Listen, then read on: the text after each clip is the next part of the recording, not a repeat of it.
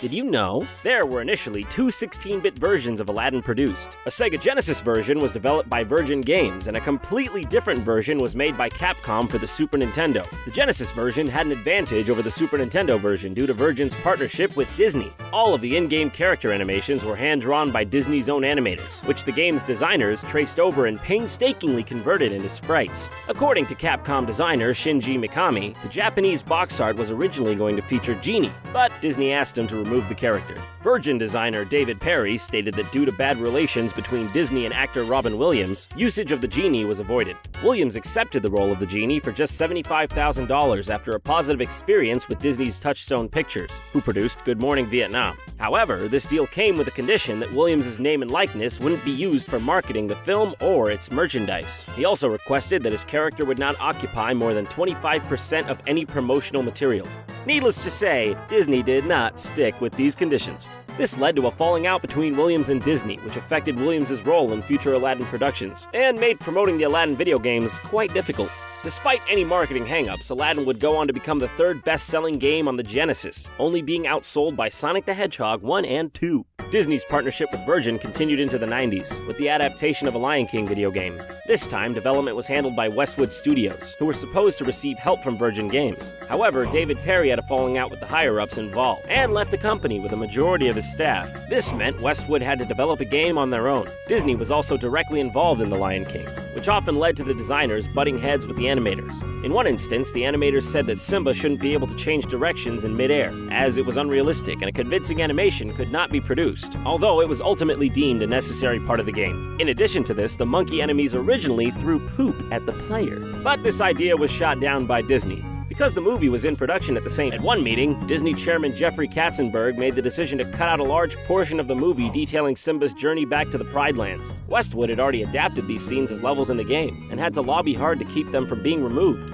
Perhaps the most notorious level in the game is the infamous Monkey Aladdin. The Lion King was ported to several other systems, including a disastrous version for Windows 95 season. While the game was tested to work with Windows 95, it was not tested to work with the Presario's new hardware. So on Christmas morning, thousands tried to play the game on their new computer, only to have it crash instantly. The incident soured public perception of Windows 95, and to prevent similar incidents in the future, Microsoft began working on the DirectX software suite. In order to regain favor with gamers, they also worked to secure Windows ports of other popular games. The most notable title among these was Doom, and Doom isn't the only video game series that was impacted by The Lion King. During development of the game, Westwood made improvements to their proprietary lossless compression technologies. Their compression was so advanced that the team's sound designer received a letter from Hans Zimmer commending his work on incorporating the movie's soundtrack onto the cartridge. Westwood would then put their advanced tools to use in their development of Command & Conquer, one of the first real-time strategy games that also featured groundbreaking full-motion video cutscenes. In addition to their movies, Disney also produced games based on their cartoon series. DuckTales for the NES featured a secret bad ending, which can be seen by beating the final boss with $0. Doing so would result in an epilogue where Scrooge McDuck loses all his money and has to use the treasures he collected to rebuild his fortune. At one point in the Amazon level, a statue demands the player pay $300,000 to proceed. In the remastered version of the game, this same statue can be found, although it no longer asks to be paid off. Destroying it earns an achievement called Score to Settle. DuckTales Remastered added fully voiced cutscenes with all the surviving members of the original DuckTales TV cast. Thanks for the lift, Launchpad. No problemo. Lift is one of my favorite principles of aerodynamics. This included Alan Young and June Foray, who were 94 and 96 years old respectively. Magic at the spell. Ach, I should have known you'd be behind this. Oh, Scroogey, my old friend, you wouldn't believe how much fun it is watching you run around making a fool of yourself.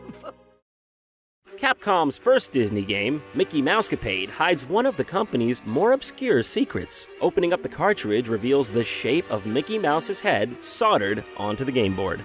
At the end of the Wii game, Epic Mickey, Mickey's calendar shows the date November 18th. This is the release date of Steamboat Willie, the very first Mickey cartoon from 1928. November 18th was also the release date for Epic Mickey 2 in North America. While Disney produced a number of Oswald cartoons, Universal owned the rights to the character. In order to acquire the rights to use Oswald in Epic Mickey, Disney struck a deal with Universal and traded sportscaster Al Michaels to get Oswald back. Al Michaels commented on the trade, saying, "Oswald is definitely worth more than a fourth-round draft choice. I'm going to be a trivia answer someday." Originally, Mickey would turn into Thinner Mickey if the player used too much paint thinner. Every evil action by the player would also erase Mickey's paint, revealing more of his line art as Thinner Mickey. The idea was scrapped as Disney didn't want to risk tarnishing Mickey's reputation as a hero. An Epic Mickey movie was proposed to Disney, but was never approved. According to Warren Spector, he even put together a trailer, budget, and a potential team for his pitch to Disney.